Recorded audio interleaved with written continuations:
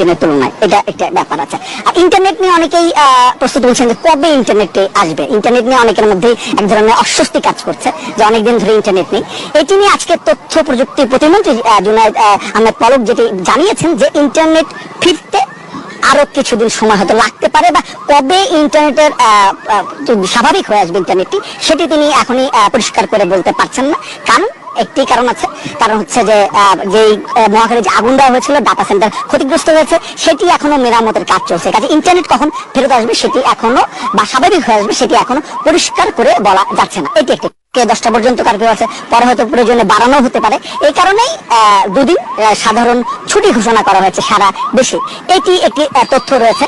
তবে যদি সবকিছু মিলে বলি, সাধারণ মানুষের লক্ষ্য কিন্তু একটাই, যেভাবেই হোক না কেন, যারা কোটা আন্দোলনের পক্ষে আছেন কিংবা বিপক্ষে যাই বলেন না কেন, সবারই কিন্তু প্রত্যাশা কোনো একটাই, যে কোনো ভাবে এই সহিংসতা যেটা আছে সেটা যেন বন্ধ হয়ে যায়। এটাই সবাই প্রত্যাশা করছেন।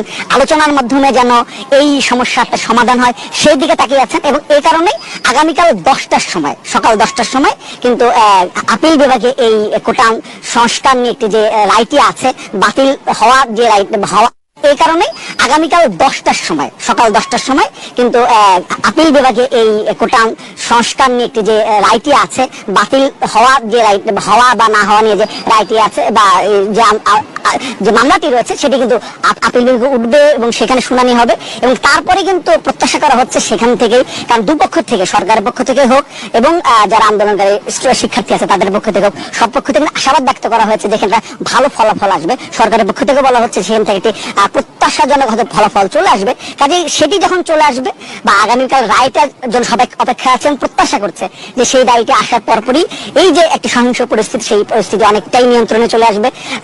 যারা সবকিছু মিলে যে সারা দেশের যে পরিস্থিতি সেটি মোটামুটি স্বাভাবিক হয়ে আসবে বলে প্রত্যাশা করা হচ্ছে। সবার দৃষ্টি আসলে আগামীকাল সকাল 10টায় আদালতের দিকে, সেখান থেকে কি রায় আসে এবং তারপর আসে প্রতিক্রিয়া কেমন হয় সেটির দিকে।